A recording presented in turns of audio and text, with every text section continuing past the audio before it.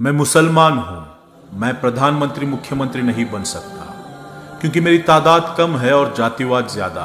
लेकिन मैं collector, ADM, तहसीलदार, commissioner, SP, DSP तो बन ही सकता हूं। लेकिन मैं निकम्मा हूं, क्या करूं। मुझसे घंटों पढ़ाई नहीं होती। अगर मैं पढ़ने लग गया तो चौराहों की रौनकें खत्म हो जाएंगी, जो कि मैं होने नहीं दूंगा। मैं पढ़ गया तो गुटखा, ताश पत्तियां छूट जाएंगी, जो कि मैं छोड़ना नहीं चाहता। मैं पढ़ गया तो मोहल्ले की रौनक कम हो जाएगी। दिन भर आवारागर्दी इन्हीं मोहल्ले में ही तो करता हूं मैं। हाँ, काम नहीं है मेरे पास, लेकिन क्या फर्क पड़ता है। अल्लाह के फजल से 2 वक्त की रोटी तो मिल ही जाती है। हाँ, मैं मुसलमान हूं और पैदा होते ही एक सील ठप्पा लग गया था मेरी तशरीफ पर कि मैं पंचर की दुकान खोलूंगा या हाथों में टूल्स पकड़ के कोई गैरेज खोलूंगा, या बहुत ज्यादा हुआ तो दूसरों की गाड़ियां चलाऊंगा। हाँ, मैं मुसलमान हूं। अपने भाइयों की टांग खींचना मेरा सबसे बड़ा काम है। आखिर मैं क्यों नहीं पढ़ा या मैं क्यों नहीं पढ़ पाया, ये सवाल हो सकता है, लेकिन मैं अनपढ़ हूं, इसमें शक नहीं। हाँ, मैं मुसलमान हूं और हिंदुस्तान में 30 करोड़ हूं, लेकिन मैं ज्यादातर अनपढ़, गरीब, गंदी बस्तियों में ही हूं। इसका दोष मैं दूसरों पर थोपता हूं। मैं चाहता हूं कि मेरे घर आंगन की झाड़ू लगाने भी सरकार आए।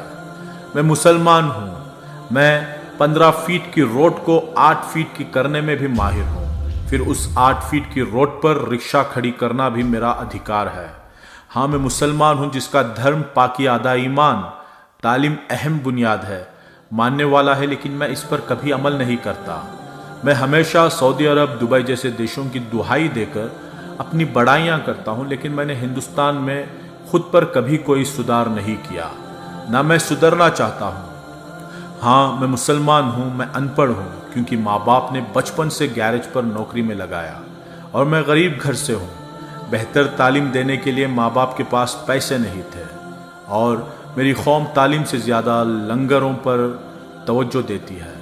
वो खिलाने पिलाने को ही सवाब समझती है। मैं मुसलमान हूँ, मैं खूब गालियाँ देता हूँ, मैं रिक्शा चलाता हूँ, दूध बेचता हूँ, वेल्डिंग करता हूँ, मैं गैरेज पर गाड़ियाँ सुधारता हूँ, मैं चौराहे पर बैठकर सिगरेट पीता हूँ, गांजा पीता हूँ, ताश पत्ते खेलता हूँ, क्योंकि मैं अनपढ़ हूँ। और मैं अनपढ़ सिर्फ 2 वजह से हूँ। एक, माँ बाप की लापरवाही। दूसरा, कौम के जिम्मेदारों की लापरवाही। माँ बाप मजबूर थे, लेकिन मेरी कौम मजबूर ना थी और ना है। मैंने आंखों से देखा है लाखों रुपये शादियों पर खर्च करते हुए। मैंने आंखों से देखा है लाखों रुपये खवालियों पर उड़ाते हुए। मैंने आंखों से देखा है बेइंतहा फिजूल खर्च करते हुए।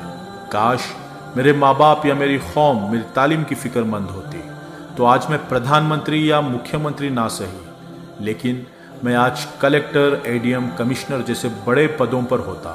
बिना वोट पाए भी लाल बत्ती में होता, या कम से कम मैं डॉक्टर, इंजीनियर, आर्किटेक्चर या जर्नलिस्ट या एक अच्छा बिजनेसमैन तो होता ही। लेकिन बचपन से मन में एक वहम घर कर गया कि मियाँ तुम मुसलमान हो और मुसलमान को यहाँ नौकरी आसानी से नहीं मिलती।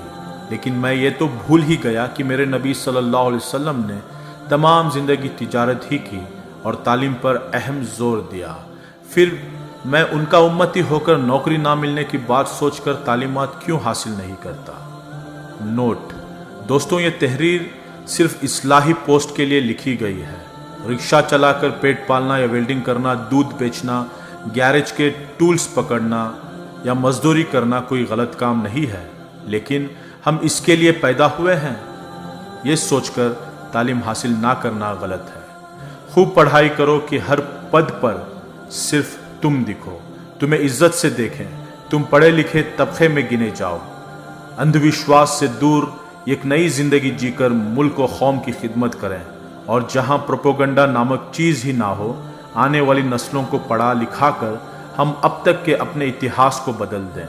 यही एक तरीक़ा है कि ये कौम एक नया सवेरा देखे, कि जब भी सुबह का अखबार देखें, हर अखबार के फ्रंट पेज पर आए इस शहर के नए कलेक्टर, नए एडीएम, नए कमिश्नर तुम ही हो। जज़ाकल्लाहु खैरा। और माफ़ी चाहता हूँ अगर मेरी किसी बात से किसी भाई का दिल दुखा हो तो।